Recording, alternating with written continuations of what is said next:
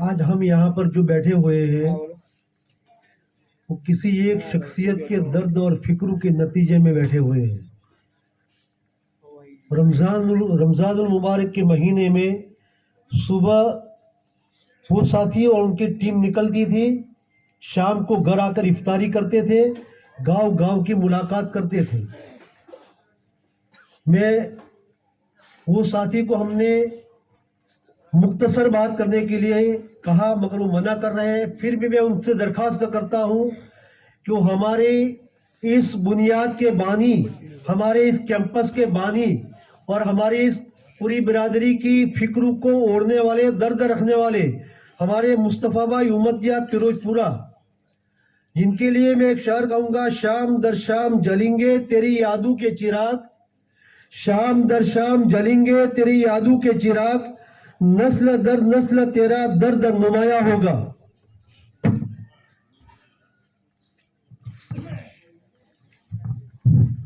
अस्सलाम वालेकुम।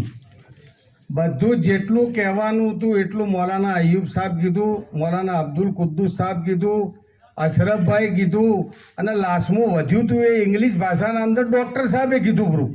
હવે કોઈ કહેવાનું વધ્યું નથી. અને બીજી વાત છે કે આપ ઉલમાઈ કિરામના આગળ મારું શું ગજું છે બોલવાનું યાર માઇક ઉપર, બરાબર છે? પણ ખેર, આ પ્રોગ્રામ અમે જ બનાવ્યો હતો કે એના માટે પ્રોગ્રામ બનાવ્યો હતો. આ બધા જે વાતો કરી એનો નિચોડ ના આવ્યો. મૌલાના અયુબ સાહેબને એક ચીડીની મિસાલ આલીને કીધી કે ભાઈ એનો બી દરજો અને એનો બી અલ્લાહ તાલાને કુરાન શરીફના અંદર દરજો આલી દીધો છે કે એની કોમની ફિકર કરી હતી એના માટે. પછી મૌલાના અબ્દુલ કુદ્દુસ સાહેબને બી એક પરિંદાની મિસાલ આલી હતી, ઇબ્રાહિમ અલૈહિસ્સલામ પર 2 સોટા પોણી જાણે આગનું હતા નોશ્યું હતું એ. એટલે એવી રીતે આપ લોકો બી અમને સહકાર આલો. એવું નથી કે આપણે મતલબ કે આપણું કોઈ છે જ ના, આપણે બઢાવતા હોય, ખિદમત આલો છો તો તમે બી એક ચોઈન ચોઈ બુનિયાદ ખોદી રહ્યા છો. આજ આપ લોકો અમને ન બઢાયા હોત તો અમારી તાકાત જ નથી, આવી સોચ અમારા અંદર ના આવત કે સમાજના માટે અમે કોક બનાવીએ એમ. અગર આપ લોકો ચોઈ બી અલીફ બાત આ અમને બઢાયા છે તો એની બુનિયાદ પર અમારા જહાનતના અંદર આ વાત આવે છે કે ભાઈ આ આપણી કોમ માટે કોક કરવું જોઈએ. આપ લોકોના બયોનોના અંદર બેસીએ છીએ, આપ લોકોની વાતોના અંદર અમે બેસીએ છીએ ચોઈન ચોઈ, તો અમને ખ્યાલાત આવે છે ને કે સમજણ પડે છે. અગર જો આપ ઉલમાએ કિરામ જો આટલા બધા ના હોત, આપણા આ મદરસા ના હોત, તો બહુ કોમો દુનિયાના અંદર જોઈ, ઓભળી અને ભઢી અને લોકોના આગળથી સમાચાર અમને મળ્યા કે કોમો ભટકી જઈ. પણ અલ્લાહનો લાખ લાખ શુકર છે કે જે આ સમાજના આપ લોકો સમેટીને રાખેલા છે. જેવી રીતે મૌલાના અબ્દુલ કુદ્દુસ સાહેબ કીધું, ઇન્સાનને પોતાની અહેમિયત પોતાને ખબર ના હોય કે હું શું કરી શકું છું. અગર એ ખુલાસો થઈ જાય ને તો નાગી તલવાર લઈને એક પહેલવાન હોય કે હું 10 જણોની ગરદન ઉડાડી કોઈ, તો એ તલવાર લઈને બહાર આવી શકે છે. પણ અલ્લાહ તાલાને એ વાત ઉપર પડદો રાખેલો છે હર માણસનો, હર ઇન્સાનનો. તો હું એમ કહેવા માગું છું આપણા સમાજના ઉલમાએ કિરામને કે આજ આપણને જે ભેગા કર્યા એ મધનો આખો નિચોડ જે છે ને એમાંથી મધ કાઢવાનો, એ અવામને સમજાવવાનો છે કે ભાઈ આ અવામ સમજે અને આ ટ્રસ્ટને, આ ફાઉન્ડેશનને ચોય ચોય ચંદો આલે. આ અલગ અલગ જાતની પેલી રિક્વાયરમેન્ટો અશરફભાઈ કીધી, ફૂલ ન તો ફૂલની પોખડી આલે તો આ કાર્ય આપણું હેડ્યો જાય. અને એના આગળ બી મૌલાના અબ્દુલ કુદ્દુસ સાહેબ કીધું કે ભાઈ મોલસાબોને જે ટાઈમ ટેબલ છે કે ભાઈ 11 વાગે ઓમ કરવાનું, ઠીક છે, એ તો જિમ્મેદારી છે, તમારે ઘરે જ જવાનું છે, એની કોઈ ડાઉટ નથી. પણ એના હોય આ જે અવામ છે આપણી, આજ સુધી ઉલમાએ કિરામ લોકો જ અવામને સમજાય છે. અને આજ બી આજ ઉમ્મીદ છે કે આ મક્તબના ઉલમાએ કિરામ જે ભેગા થયા છે એ દરેક ગામના અંદર કોઈ બી વાત એવી હોય, કોઈ અફવા એવી ઉડી હોય તો એ મોલછાબ જ બેટોળી શકે છે. સીધી ભાષામાં કહું, મોલછાબો સિવાય કોઈ વાતોનો પતંગો બેટોળી જ ના શકે દુનિયાના અંદર. જેમ કે મોલછારોના ફાન એલમાં ભરેલું છે, કોઈના જહાન્નમ વતાડી કહી, કોઈને રોજી વતાડી કહી, કોઈને બરકત વતાડી કહી. એ અમારા જીવનું કોમ નથી. તો આ જે વતાડ્યા ચેડી આ ઉલમાએ કિરામ, તો પેલા ઇન્સાનને જેનિયત સાફ થાય છે. બીજી એક વાત ઉલમાએ કિરામને કહેવા માંગુ છું કે કોઈ બી એવી અફવાની વાત હોય તો ડૉક્ટર સાહેબ કીધું આ મશાયખ ફાઉન્ડેશન ટ્રસ્ટની ઓફિસ છે આપણી જગા પર, તો દરેક ઉલમાએ કિરામ યોને એડ્રેસ આલે. તમારા ગામના જિમ્મેદારો પાસેથી ઉલમાએ કિરામ નંબર લઈ શકે છે, ફોન પર વાત કરે, ફોન પર રાબતો કરે તો એનો ખુલાસો થાય. પણ જુઓ આપણો સમાજ જે પહેલે હતો કે ભાઈ એક ચડે છે ને બીજો પાડે છે, ત્રીસરો ચડે છે ને ચોથો પાડે છે. એ સમય નથી હવે. એ જો કોઈ મોલછાપના યા કોઈ અવામના મોથાના અંદર કે દિમાગના અંદર આ વાત ચાલતી હોય તો એ વાત ખોટી છે ભાઈ. હર ઇન્સાન, હર અવામ, હર મોલછાપ ચાહે છે કે મારી સમાજનું કોક થવું જોઈએ. અને ઇન્શાઅલ્લાહ તમે લોકો જો મોલછાએ આટલા બધા મોલાના ભેગા થયા અને ઠીક છે, ચંદાની વાત તો શેટી છે, અલ્લાહનું કોમ છે. આપણે કોકના ગીજાઓમાં તાકવું એના કરતાં અલ્લાહના ખજાનાઓમાં તાકવું બહેતર છે. પણ ઠીક છે, એક જરિયો બનાવ્યો છે.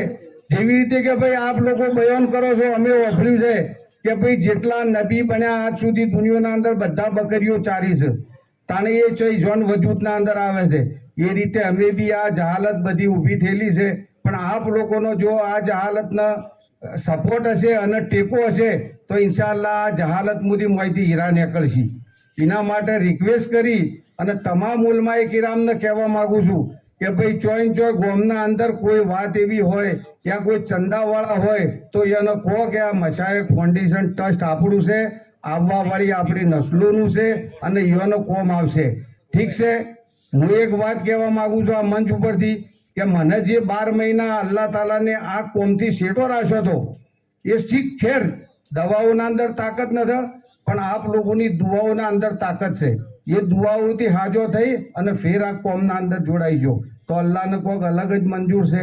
એ જ રીતે હું આ બધા ઉલમાએ કિરામને કહેવા માંગુ છું કે ભાઈ રાતી ઉઠો યા તો કોઈ ફરજ નમાજના બાદ હાથ ઉઠે તો કોઈ માગવું તો મશાયખ ફાઉન્ડેશન તરફથી, પણ અલ્લાહ આગળ રજૂઆત કરજો અમારી કે ભાઈ અલ્લાહ તાલાને અમારી સમાજને બી એક ફાઉન્ડેશન બનાવ્યું છે આજ, અને આટલું મોટું આ કાર્ય થયું છે. અલ્લાહ એને હમવાર કરશે અને અલ્લાહ આગળ દુઆ કરજો કે ભાઈ આપણું આ મશાયખ ફાઉન્ડેશન ટ્રસ્ટ પાયે તકમીલ સુધી પહોંચી જાય.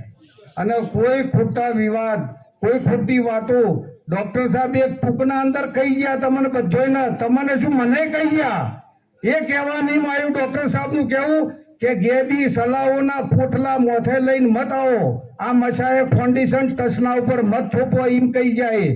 ટૂંકના અંદર જેવી રીતે કહી ગયા કે ભાઈ તમે સલાહો મત આલો, બલકે તમે જોડાવાનું કરો. જેવી રીતે આજ આટલું મોટું કાર્ય લઈને બેઠા છીએ, 10-12 માણસો જોડાયેલા છે, ટ્રસ્ટ જોડાયેલું છે 29 સાથીઓનું, પણ એ અમારે એનાથી મશવરો કરવો એના માટે જ જોડાયેલું છે. જેમ કે બધા જૈબ છે ટ્રસ્ટના અંદર, બધા ડાયાબિટીસના ભરેલા છે ભાઈ.